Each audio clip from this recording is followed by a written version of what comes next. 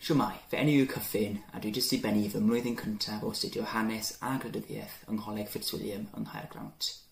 Ar ben hynny fi yw llywydd ein Cymdeithas Cymreig, sef Cymdeithas y Mabinogi. Es i ysgol yn Llanber Ceredigion ac nes i astudio hanes, llenyddiaeth Saesneg, bioleg ac bac i lefel A Ffrangeg i lefel AS. Dwi wastad wedi cael diddordeb mewn materion hanesyddol a gwleidyddol, felly oedd y cwrs o hanes a gwleidyddiaeth yn swnio'n berffaith i mi. So, pam Caergrawnt? Wel i fi, roedd y Prifysgolion Oxbridge yn swnio'n hollol dieth cyn i fi wedi mynd a weld nhw. Wedyn nes i ar Open Day a nes i gwrdd â llwyth o hanesyddion rili diddorol ag feillgar. Hefyd nes i ddarganfod Coleg Fitzwilliam sy'n lle hollol crosawgar ac yn edrych mwy fel ysgol neu lle i fyw na rhyw fath o massive cathedral.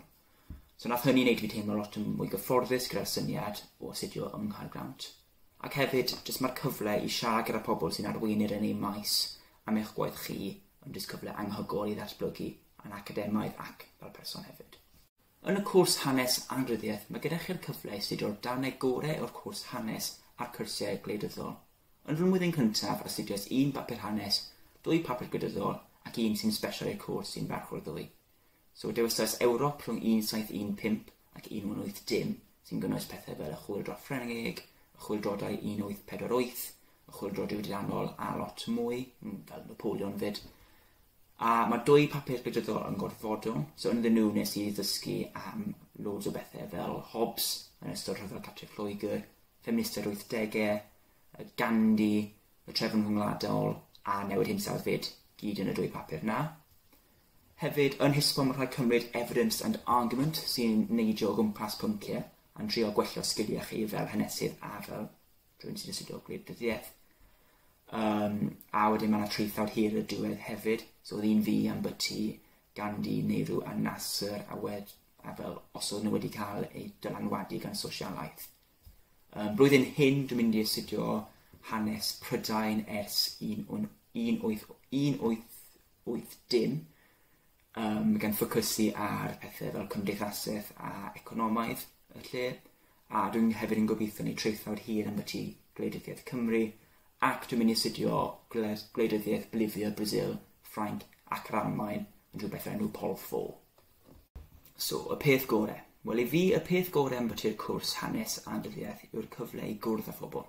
So mae dim ond 50 ohono ni yn y cwrs, felly mae yna cyfle i ddod i nabod pawb sydd yn y cwrs mwy neu lai yn y blwyddyn cyntaf, sy'n really neis.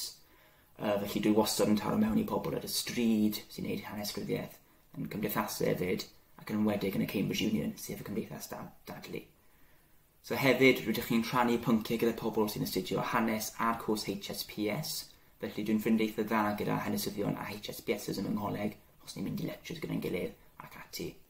Peth arall dwi'n wedi dwlu am byti yr cwrs yw'r amrywiaeth sydd ar gael, so os dwi wedi diflasu ar hanes un dydd, neu gwleidyddiaeth y dydd arall, dwi'n gallu newid i rhywbeth sy'n hollol wahanol, a mae'n cadw jyst popeth yn really fresh. Felly, os bych chi eisiau ymgeisio wneud hanes a gwleidyddiaeth, bydd angen llenwi'r ffurflen UCAS gyda'ch datganiad personol erbyn canol mis Hydref. Hefyd bydd angen danfon mwy o wybodaeth am byti pethau fel eich graddau UMS mewn ffurflen o'r enw'r SAQ. Pryd chi'n neud hyn, bydd gyda chi'r cyfle i dewis coleg, pa coleg i ymgeisio i. So, dyw'r diwysyniad yma ddim really mor bwysig a beth mae pobl yn actually dweud. Mae gyda chi yr un cyfle i ymuno'r prifysgol o bob coleg achos o'r winter pool system, googlwch fe os bych chi moyn. Felly, jyst dywyswch y coleg sy'n teimlo fel gartref, ac edrychwch at Coleg Fitzwilliam. Ond, honestly, mae pawb yn hoffi coleg nhw, jyst neb yn diflasu yn ei coleg. Mae pawb yn teimlo fel coleg nhw yw'r coleg gorau yn Cambridge.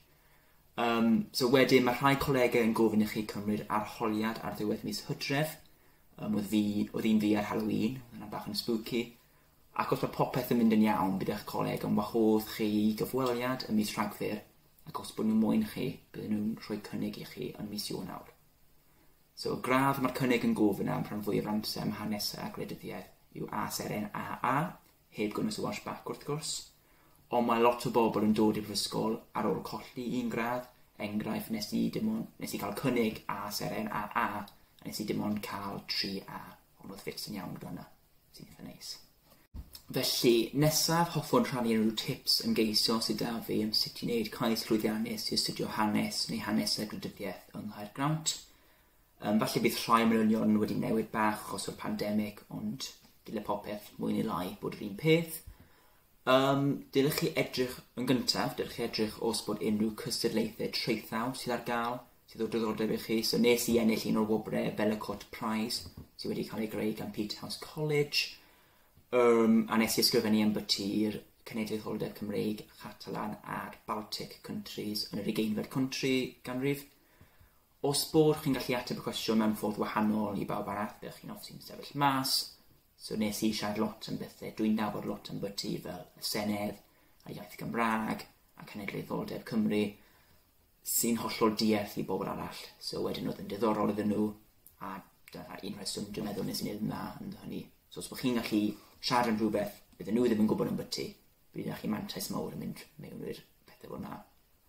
Yn ail, fel nes i ddweud yn gynharach, mae rhai colegau yn gofyn i chi eistedd arholiad ychwanegol, sef y HAA History Admissions Assessment.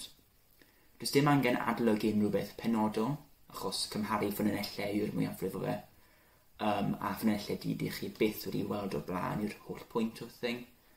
So, dweud hynny, dwi'n meddwl bod e'n rydw syniad da i ymarfer specimen papers. Nes i practisio nhw gyda fy athro hanes, a oedd e'n help enfawr. So mae yna link i'r papurau specimen yn y disgrifiad y fideo hwn.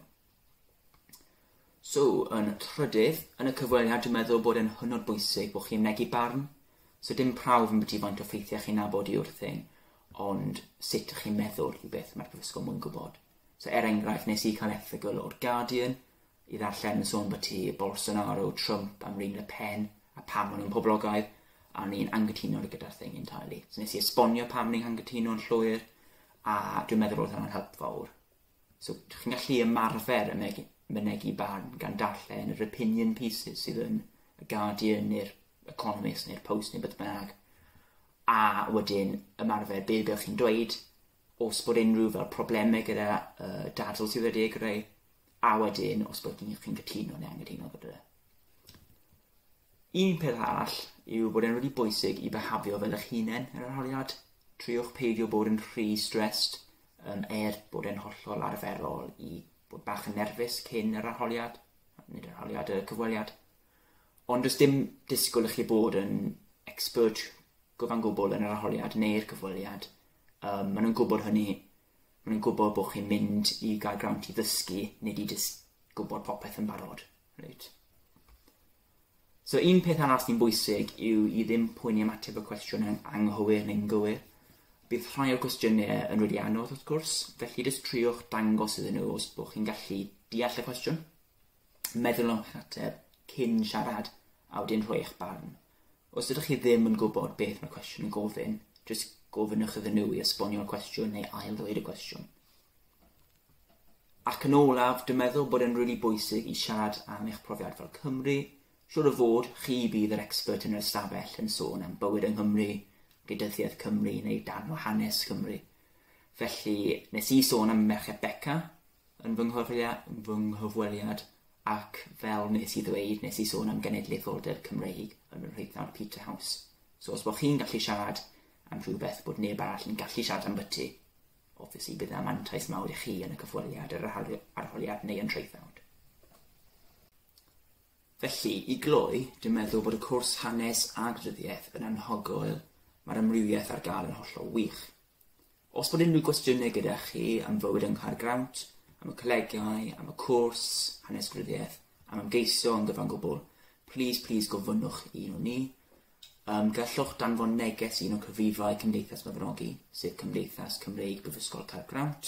Rydym ni ar Facebook, Instagram a Twitter. Neu gallwch chi e-bostio fi at cgt32.cam.ac.uk, neu dyn nhw'n eto. cgt32@cam.ac.uk. Hefyd mae dan ni wefan sef www.cymdeithasymabinogi.wordpress.com, ble mae yna mwy o wybodaeth yn byti bywyd fel Cymru yng Caergrawnt ac mwy o wybodaeth yn geisio. Hefyd wrth gwrs cofiwch gweld y links yn y bio i'r fideo hyn, a diolch am wrando.